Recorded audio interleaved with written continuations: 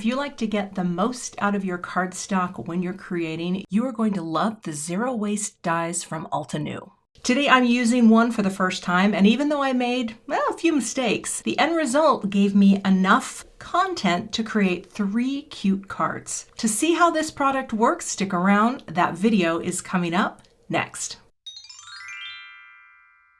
Here's a look at the products I'll be working with today, and this is all part of the Butterfly Garden suite of products. And this is the Zero Waste Butterfly Garden and the coordinating stencil. And I'm excited to try this to have all these different butterflies to work with. I also have the Butterfly Garden embossing folder. So I'm going to come up with a couple ideas for cards, but we're going to start with creating the color blends for the butterflies. One thing I wanted to show you inside of this little packet here for the Butterfly Garden outline stamp set, they give you card ideas and they show color combinations, and this is going to be really helpful if you have never done a big layering set.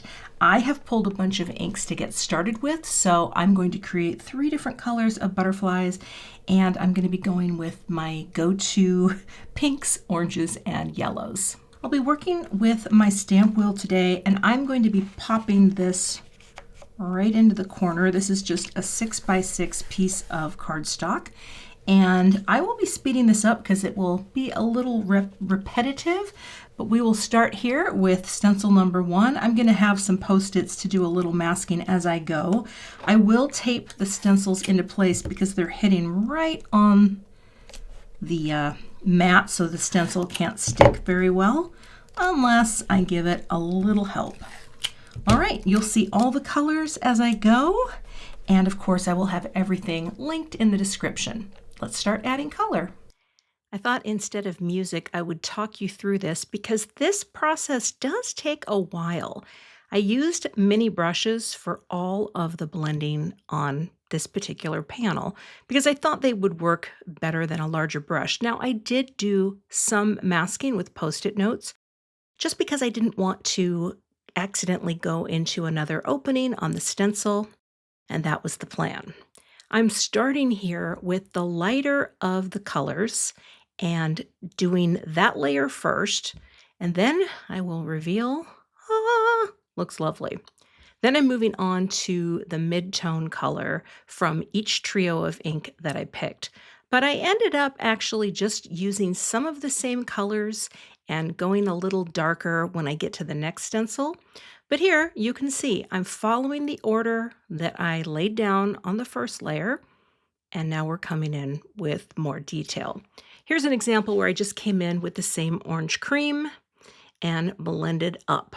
Also, I don't have a brush for every color. I do have stickers that I've purchased from Altenew so that I can label some of my brushes, but really I just grab the closest match that I have. Here we're coming in with more detail. And again, I think this ends up taking, it took time. I was watching TV while I did it, stenciling. What are you going to do?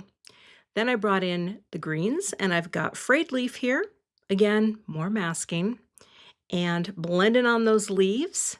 And then for the final layer, I'm coming in with an even smaller micro brush to do the stems in Forest Glades, and then all of the butterfly bodies are going to be in black. I made all those little dots and swoops also in green because I figured I wouldn't be using any of them for the cut, but if you were using this panel as is, you would probably want them all. All right, that is my finished blended piece. Now I'm just going to let this sit for a minute, let all those inks smooth out, and then we will cut these out. Now it's time to use the die. So I'm a little nervous about this, but I think what they do is, I see. We've got 2 butterflies here, and I guess if we line these up perfectly, that's smart. Everything else is going to cut. Oh my, okay, let's go like this. I'm gonna put that down. I don't think this needs any tape because it's such a heavy magnet, but what the heck. Okay, clear plate. I'm going to flip this upside down and I'm going to run it through my die cut machine and hope for the best. Oh my. There it comes.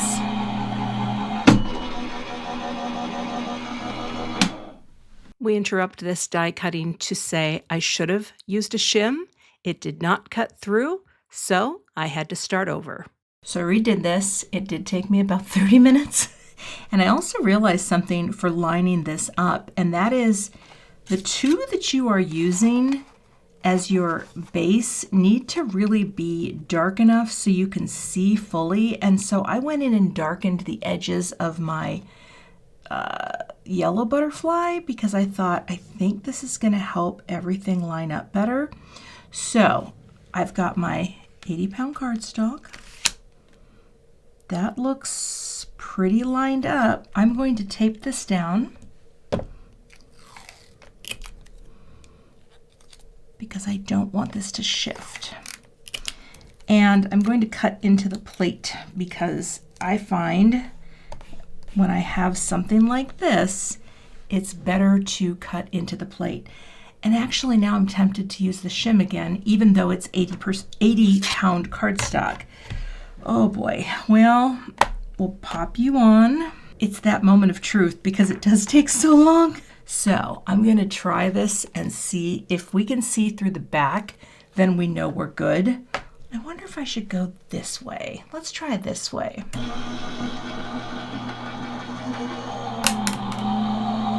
You can hear that crunchy cutting.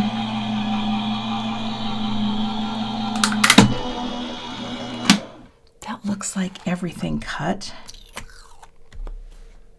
Yeah, those all cut. Now the question is, did they cut well? Oh, I mean, not bad. I'm a little off on some, but not all. Okay, that's good. All right, that's nice. I'm not too worried if there's a little offset, but at least now I know. Oh, that wasn't lined up really well. Okay. See, sometimes I feel like the more pressure I have on a machine, it might not always work the best. But you know what? We're going to keep going because I still have ideas to finish out these cards. Most of these look great, and they definitely all cut. He's missing a little guy up top. He's a little off too. Okay, keep going. I know there are probably people who have more success, but I'm gonna go for it with all that I have. And we'll just get all these poked out. I actually think I can fix a few that I mucked up. And just on the antenna, if I line up the body again, let's see here, like where it's supposed to be, right on here, stick it down, I can fix that. And put those, oh, that's not quite where it needs to be. But that's what I'm trying to do, is just trying to get it right on the thing. And I think that would look better. And we'll see. And that makes it look much better. So if you have any issues with lining up, you can always do that. I'm gonna do that for this one, and I think that's it. It's just a little off there. I'm actually gonna take some of the piece that didn't cut out well because I had too heavy of cardstock, and then take some of the pieces that work the best on this one so that I have all of these to choose from. So you can cut a bunch and then just, you know, use the ones that you like the best. But these are all looking pretty good, actually. Oh, yeah, that looks good. I have an idea, which, let me clear out some of my inks here. For the first card, I went ahead and stamped the jar, and I stamped it, well, actually, I stamped the Forest Glades Greenery first, just one sprig and one sprig. And then I stamped over it with the Obsidian pigment ink, and I did that off camera just because I wanted to make sure it was nice and dry. Put this on a note card, and it's popped up with some thin foam tape, and then all we have to do is add our butterflies. I also stamped and embossed the You Are So Loved.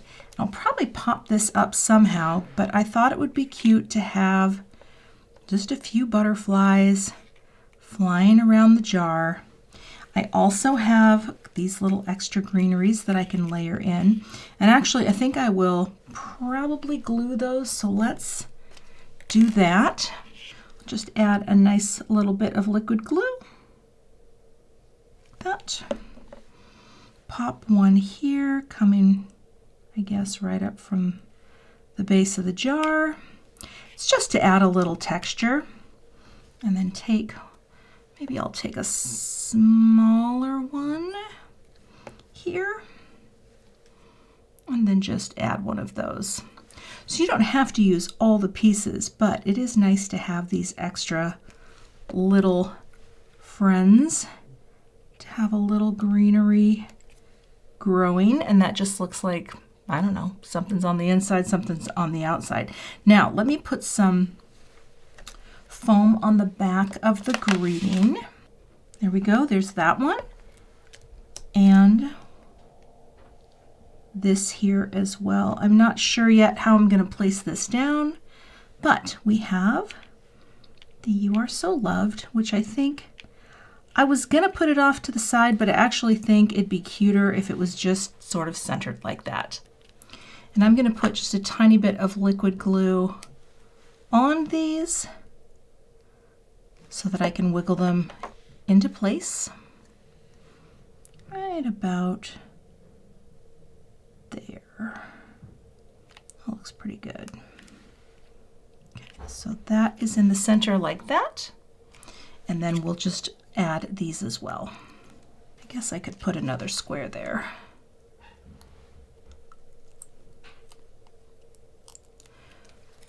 Okay. Add that butterfly, that one there, and the last one up top, right there. And to finish off this card, I have these cute little satin gold pearls. And what I like to do with the pearl is take it off with a craft pick, and then I can just drop a few down. I guess technically this is like a boop. And that's B-O-O-P, boop, because then you can just have a few coming in and around, right?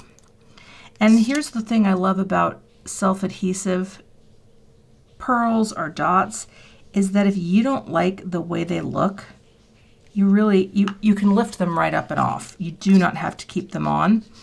And I think that's kind of a fun thing. So I just thought it might be cute to put a few coming in and around, following the little friend. Let's see, 1, 2, 3, 4, maybe one more medium one up here. And actually, I feel like this guy, see, here's where you can just pick it up and move it, and that's kind of cute because it's trailing right up. 5, and that's card 1. Let me show you my idea for card 2. I went ahead and stamped Miss You and added my friend to the bottom of this 4 1/4 by 5 1/2 tall panel. And I used my pigment ink again, so I let this dry for a while, but my idea is to take the Butterfly Garden embossing folder, and we're going to emboss these details right onto the card front like this. So what I will do, gotta clear out some, getting a little messy here. We're going to take a clear plate and the magnetic mat that is for this particular sandwich. And I think we're right on the edge. Yes. I am going to trim this down a tiny little bit. So here we'll run this through.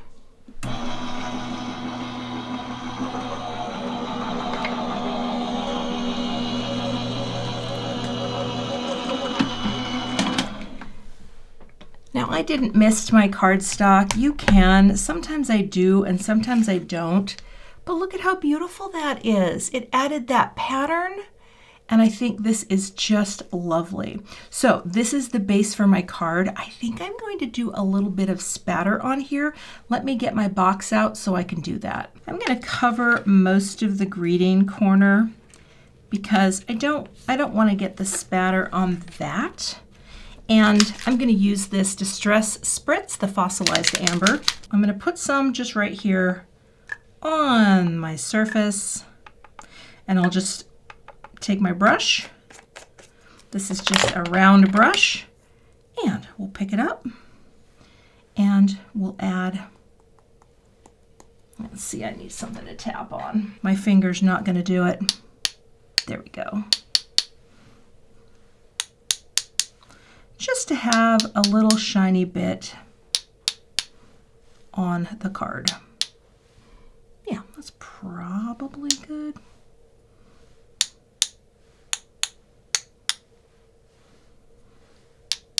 There we go. I will let that dry, and then we will trim it down a little and finish out this card. To finish off this card, I kind of like this arrangement. So I think what I will do is go for it. I think this is cute to have some of the embossed greenery with actual greenery. And I'll just do it right to the edge, like that. So we have one little guy here, right on the edge. I'll just hold that in place for a minute and let that adhere.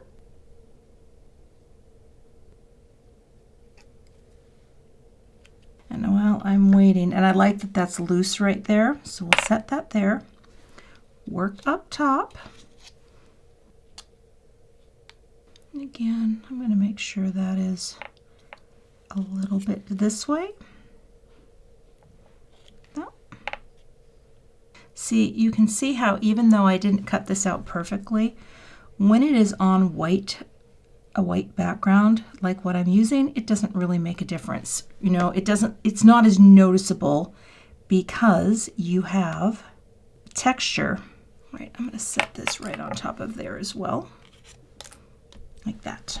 Now I'll put my butterflies back into place. I like this one. I wanted to use the orange, but the orange dips down into it has longer, whatever you call that. And so that's why I thought this is going to look much nicer. Just have that be right here, like that. And then I'm going to take this little friend and have that guy flying up top. Thought about having a third one, but I think it's going to be fine to do it this way. Okay. And then I guess if he were going off into that direction, I kind of wanted him to be overlapping though a little bit of the, like that. See, I just don't think that there's room for a little third one. I mean, that's not bad. It does kind of look like a butterfly garden if I do that. Oh boy. Oh, now I wasn't thinking of that. Although it's not really rainbow order. That's kind of cute. I wasn't going to do it, but I am. I think it's cute. Okay. We're filling it up. And what you're not seeing on camera just yet is the texture and the detail of the embossing folder. So you still have all that beautiful texture underneath.